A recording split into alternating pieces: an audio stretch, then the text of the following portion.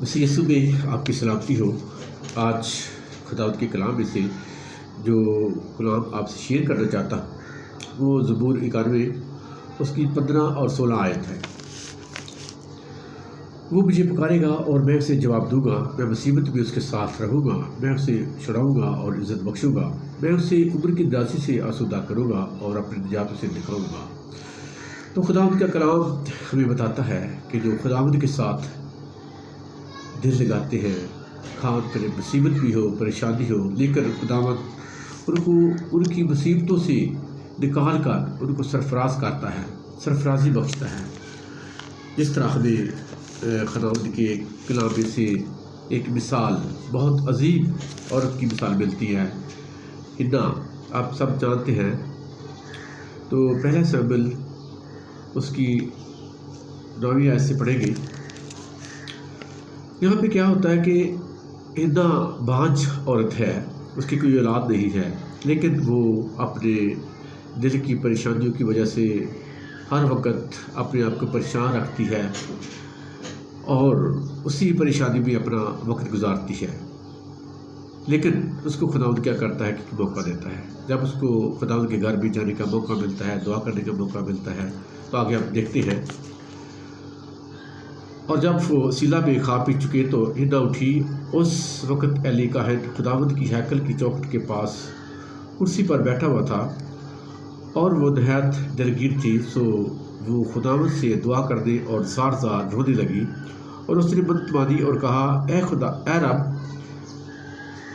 رب الفاظ، اگر تو اپنی لونڈی کی مصیبت پر نظر کرے اور مجھے یاد فرمائے اور اپنی لونڈی کو فراموش نہ کرے اور اپنی لونڈی کو فرزند نری نہ بخشے، تو میں اسے زندگی بھر کے لیے خداوند کو نظر کر دوں گی اور اس طرح اس کے سر پر کبھی نہ پھرے گا۔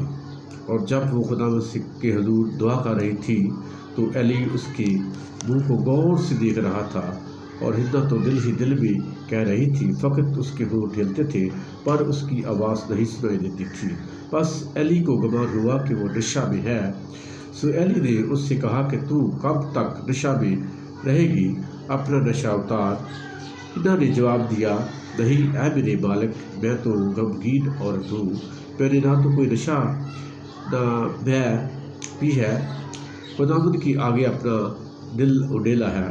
تو اپنی لونڈی کو خبیث عورت نہ سمجھ، میں تو اپنی فکروں اور دکھوں کے ہجوم کے باعث اب تک بولتی رہی۔ آمین۔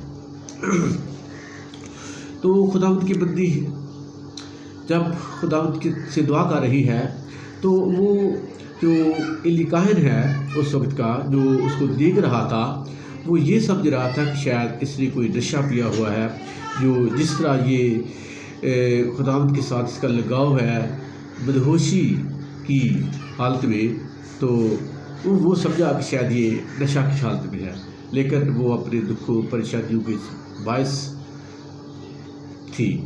تو وہ جو اداسی اور اس کی جو بے چینی تھی، وہ ایسے ہی لگ رہا تھا کہ جیسے اس نے کوئی نشہ کیا ہو۔ لیکن میرے عزیزو، خداوند خواہ پریشانی بھی ہو، مصیبت بھی ہو، لیکن ہمیں وہ نکالنے کی ہیلولیہ ہمت دیتا ہے۔ تو خداوند کا کلام جو لوگ پڑھتے ہیں، یقیناً خداوند کا کلام ان کی رہنمائی کرتا ہے۔ تو آپ بھی خداوند کے کلام کو پڑھیں اور سیکھیں اور دوسروں کو بتائیں۔ خداوند آپ کو اس کلام کے وسیلے سے بڑی برکت دے۔